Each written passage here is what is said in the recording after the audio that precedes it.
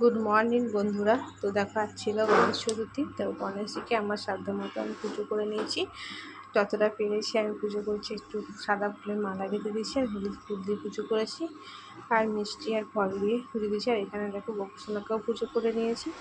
সকাল সকাল পুজো করে নিলে মনটাও ভালো থাকে। আর তারপরে তোমাদেরকেও ঠাকুর দর্শন করিয়ে দিলাম।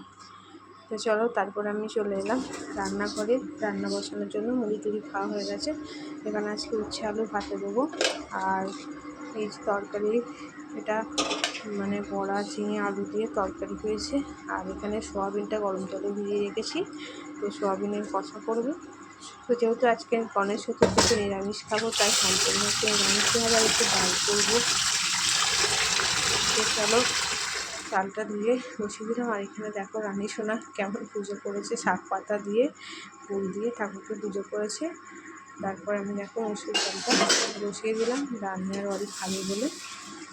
তো দুজনে ডালটা বসিয়ে দিয়েছি। আর এখানে ভাতটাও ফুটে গেছে। আর এখানে দেখো সোয়াবিন কষা একদম রেডি হয়ে গেছে। তো রান্না টান্না করে নিয়ে এরপর আমরা খেতে বসে গেছি।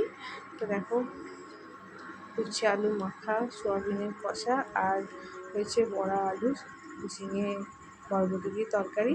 আজকে দুপুরের এটাই মেনু ছিল। আর ডাল ছিল, তো ওদের ডাল দিয়ে দিয়েছি। তো যেহেতু নিরামিষ ছিল তাই এটাই মেনু। তো আমরা খেয়ে নিই। চলো বন্ধুরা, ভালো লাগবে লাইক কমেন্ট শেয়ার